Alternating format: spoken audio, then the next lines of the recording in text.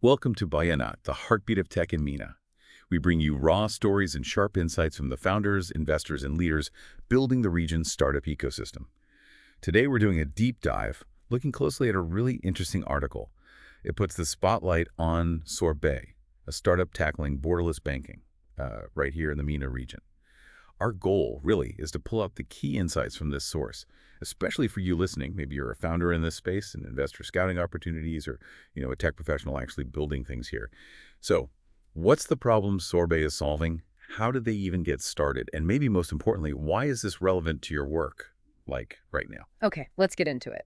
The fundamental issue the article points out is pretty stark, actually. Sending money across borders, it's still just incredibly difficult. Think about it. We send data, messages, instantly, right? Globally, almost free, but money. Still stuck in the past. Exactly. It's slow, it's expensive, fees everywhere, it feels completely outdated.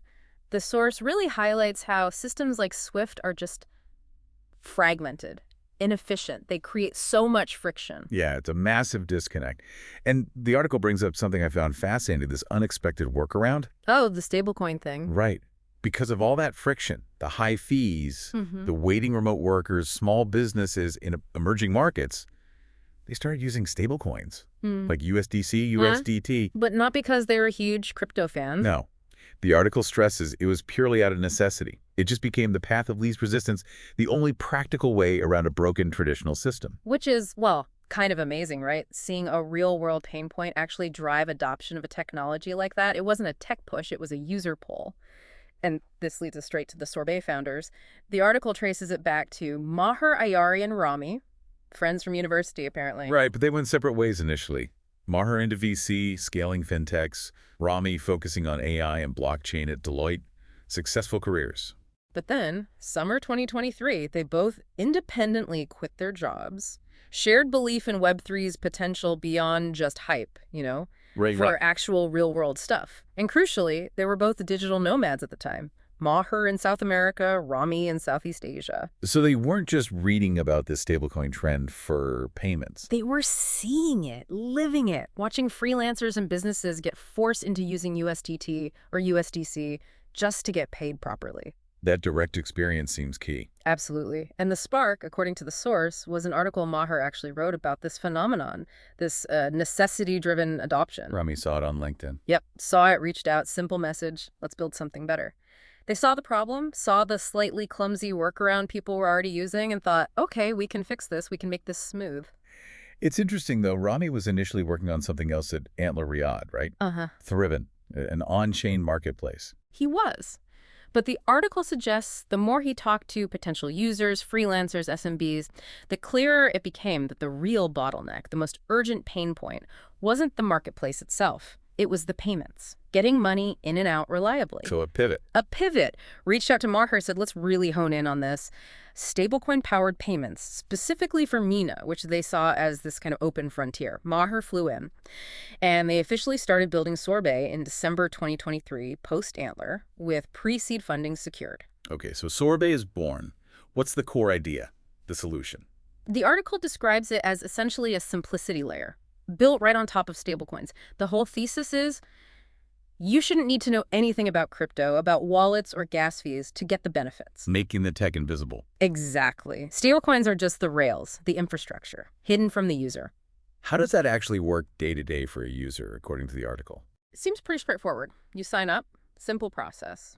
Behind the scenes, Sorbet sets up a non-custodial wallet for you, meaning you control the keys, technically, to receive USDC on the base network. You do KYC, standard stuff if you want to receive fiat like USD or EUR. Okay, got it. Then you invoice your clients, let's say in USD or EUR. The client can pay using stablecoins, USDC on base as mentioned, or traditional methods. ACH, wire transfers, they're adding cards, GBP, other fiat soon too. And the money arrives when? Instantly. That seems to be the hook. It hits a virtual USD account right away. Wow, okay, so no waiting days for wires to clear. Right. And then that USD is instantly converted to USDC held in stablecoins.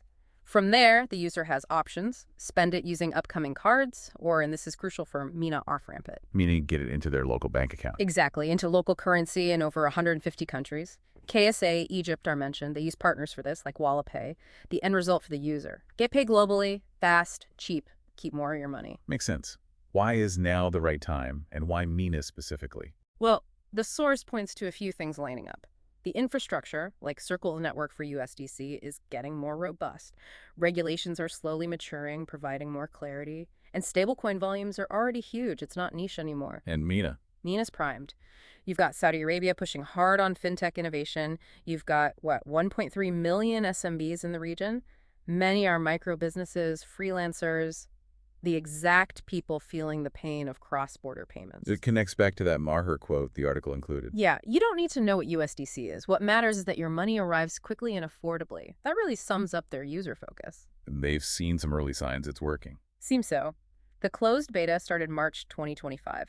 Onboarded over 1,000 freelancers, Egypt, Morocco, Nigeria, UAE mentioned, processed over $200 Ks in volume in just 8 weeks. And that was before full off-ramping was even available. Apparently so, which suggests the getting paid instantly part was already a big draw. Now the focus is shifting to businesses and enabling that full off-ramping capability. Their go-to-market strategy sounds two-pronged, local and global. Yeah, local distribution via accelerators, government programs, especially in KSA, and then global integration, partnering with things like accounting software, finding cross-selling opportunities. But it's not all smooth sailing, right? Right. Building on this new infrastructure. No, the article mentions challenges. It's not just plug and play. Choosing the right partners, like WalletPay for off-ramping, is critical. And they mention managing the stablecoin sandwich, basically, relying on third parties for conversions can squeeze margins, dependency risks. So how are they approaching that? A phased approach, it seems. Start compliant, rely on trusted partners, but gradually bring more core functions in-house over time to gain more control and efficiency. Looking bigger picture, what's the ultimate vision described? It's ambitious. They're inspired by companies like Brex, Mercury in the US. They want to build what the article calls on-chain banking for MENA, become the default fintech layer for any SMB in the region dealing globally, using stablecoins not just for payments, but potentially unlocking new value, think automated yield generation, real-time settlement, things traditional banking struggles with. But the space moves fast. Incredibly fast. That's the constant challenge mentioned, staying agile, being ready to adapt when, a big player makes a move or the tech shifts. The roadmap can change quickly. Okay, so wrapping this deep dive on the Sorbet article. Yeah. What's the real takeaway here for our listeners, for founders, investors, people in the tech scene? I think it's a really powerful example, right? It shows how a fundamental problem in an old system, cross-border payments, creates a huge opportunity. And the opportunity is being seized by leveraging new infrastructure, stablecoins in this case, even if that tech seems complex to outsiders. Right. They're turning something often seen as speculative crypto into invisible plumbing. Utility. Exactly. Solving real business pain points, especially in a region like MENA that's just so ready for this kind of innovation. It really underscores that finding a critical bottleneck and just relentlessly focusing on the user experience, making the complex simple, that's a potent strategy. It's about enabling businesses here to finally operate globally with the speed and low cost they need. For more stories like this, subscribe to Buy Anat's newsletter and stay updated on the latest in MENA's tech and startup ecosystem.